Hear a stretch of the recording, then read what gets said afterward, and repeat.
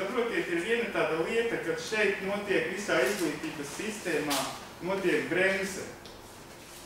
Cilvēkiem saka, mācies austrumi, kamēr pilnībā nepārvaldīs. Un tad ķersies pie darba. Viņiem izslēdz šo te enerģiju. Viņi nekad pilnībā nepārvaldīs, ja nepieķersies pie lietas, viņi vēl nemāk. Jo ir viena tāda lieta, mācības realitāte atšķirās no prakses. Realitāte atšķirās no prakses. Policijas akadēmijā māca vienu, bet realitātē, kad cilvēks nonāk strādāt izmeklēšanas iecirknī un bojnajā ķeltu, tas ir pavisam kaut kas cits, ne tas, ko māca akadēmija. Tas ir visās akadēmijās. Tas ir visās nozarēs, kur kāds cilvēks ir saņēmis jebkuru diplomu. Viņš zina, ja ceļš ir vairāk diplomu, viņam jau ir pieredze. Viņš zina, ka viņš saņēmis diplomu, tas nekas nebūs. Ies un mācīs. Jā, un tāpēc šīs zināšanās ir ļoti svarīgi šo principu jums uzsveru. Tieši šis princips jāievēro zināšanās. Apmēram tā. Jūs varat, lai jūs man neteikt, es tikai 2. dienu lekcijas noklausījos, un kā es to pielietošu, es tā vēl līdz galam nesaprotu. Bet to, ko saproti, to arī pielieto.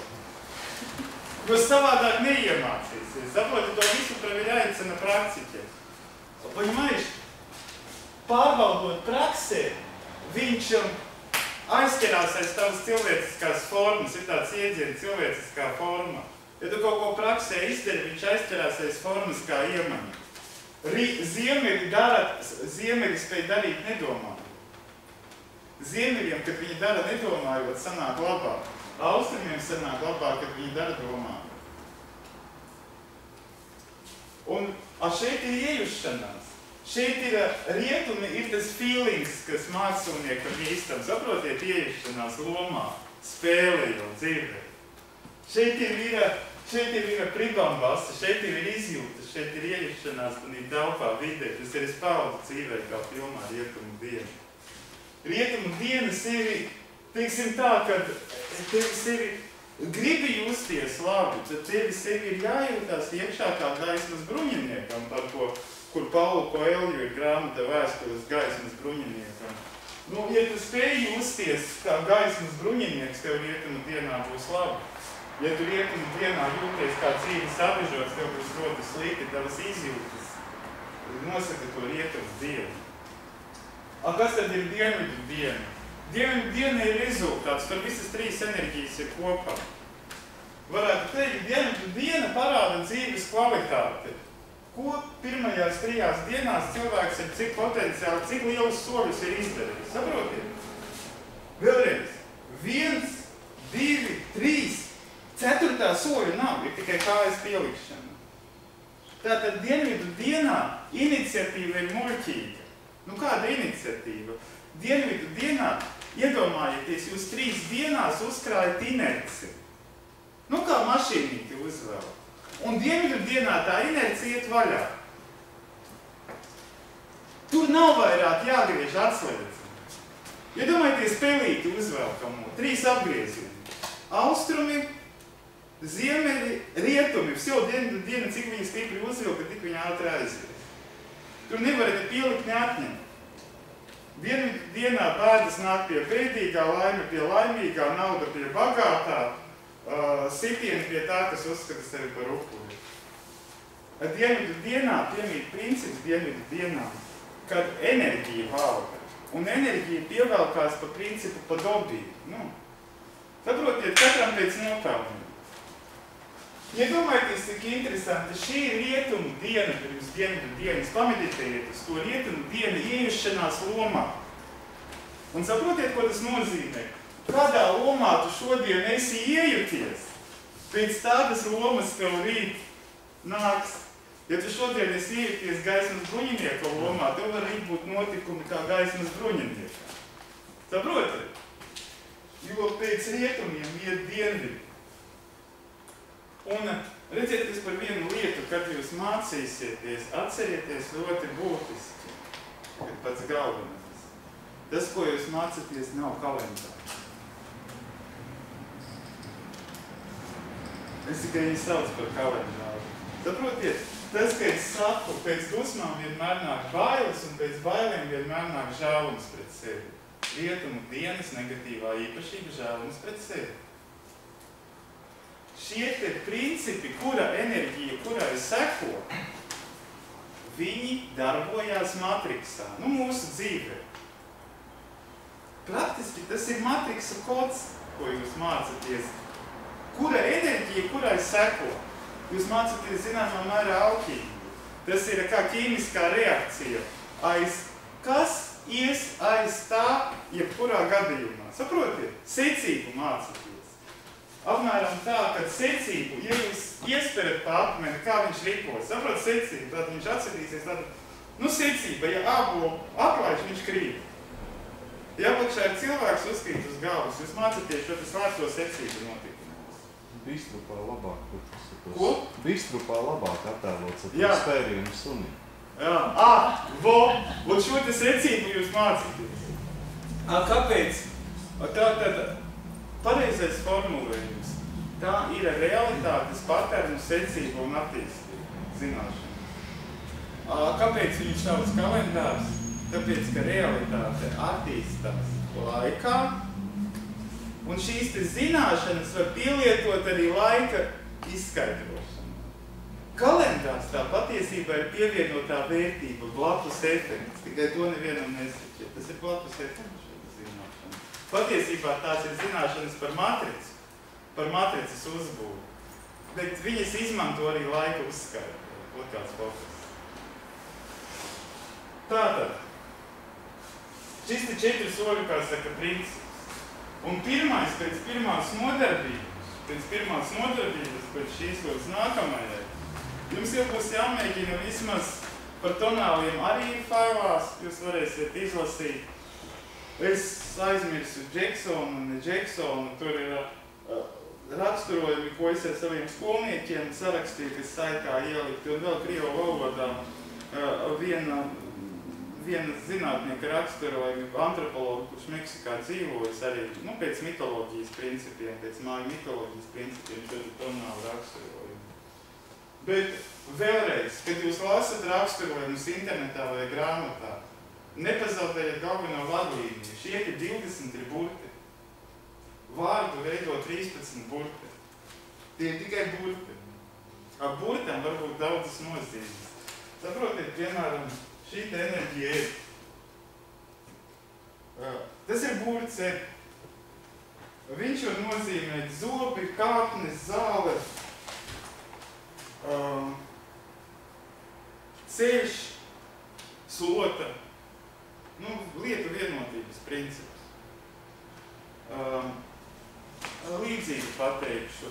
Esat redzējuši bērniem klucīšus, kur burts ā un kur ābols, arbūs, ābec, burts ā. Saprotiet, burts ā ir, tāpat kā tonāls kib ir.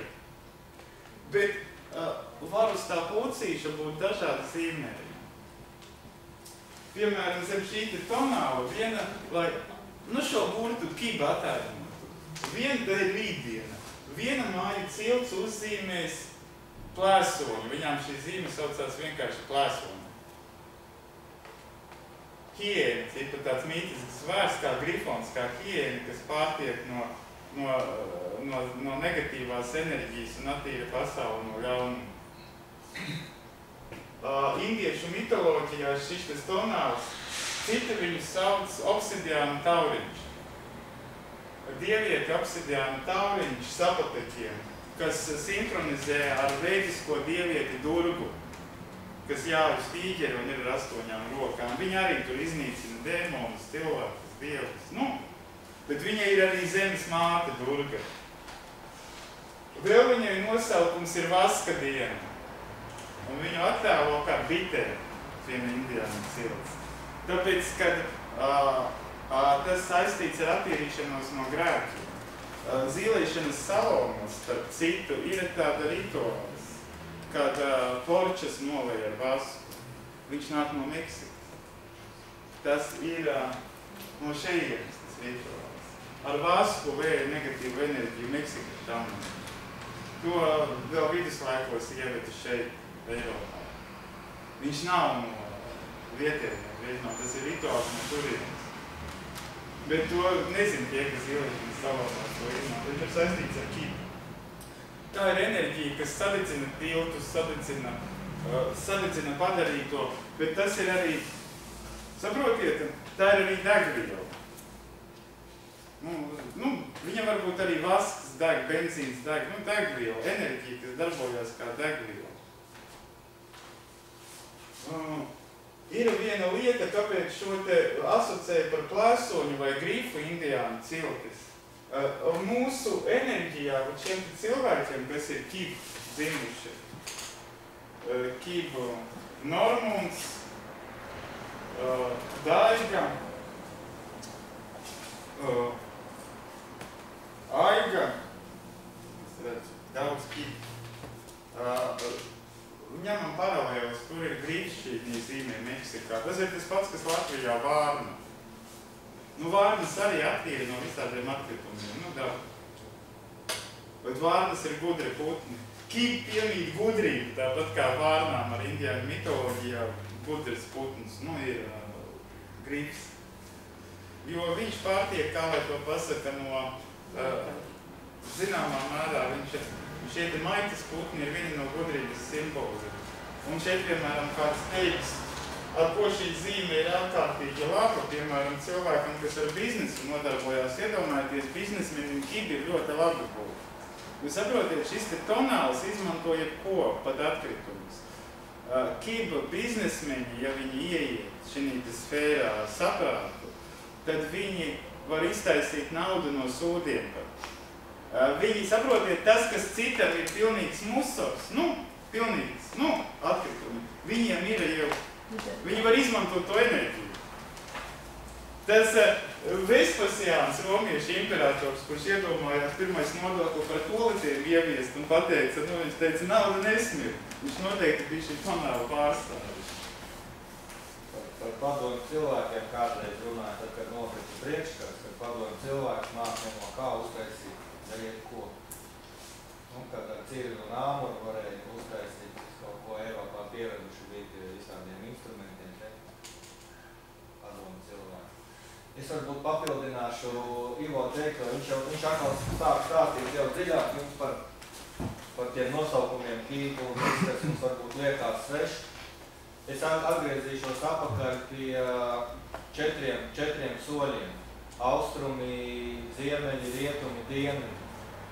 Un izstāstīšu jums vienu piemēru, kas arī tāpatās, nav radies vienkārši tāpatās. Visi zinām, ka māksliniekiem, rakstniekiem nāk iedvesmu caur kanāliem, kad viņi pieslēdzās, ka viņi to iedvesmu dabūnu. Tāpēc nav brīnums, ka mākslinieki arī pauž tos kosmiskos principus.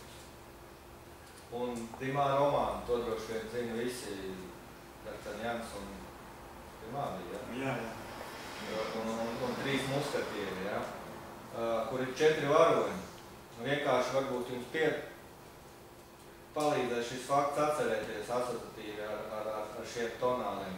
Austrumi, virzošais spēks, kas ir virziens, kam ir mērķis, kurš bija tas. D'Artagnans, kurš no savas provinces ar mērķi kļūt pa kara vagonu nāca, viņš neredzēja, ko viņš gāja un darīja saviem draugiem, pēc tam rādīja, mums jābrauc uz Londonu, tātad viņš brauc uz Londonu. Tā ir tā īpašība, kas piemīt austrumiem. Vadīt, virzīt, ziemeļi. Ziemeļi bija cilvēks noslēgts, bišķiņš skarbs. Kam ir spēks, kas var pārvietot lietas, arī ietekmē, kā es domāju, kurš bija. Ja vēl paliek rietumi, kas ir sajūtas, un dienvidi, kas ir rezultāts, kas ir mīksts un maigs.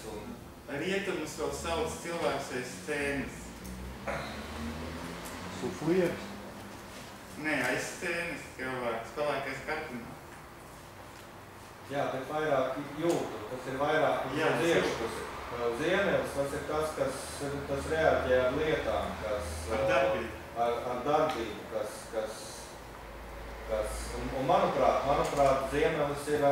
Korpu. Nē. Nē. Atos. Tā ir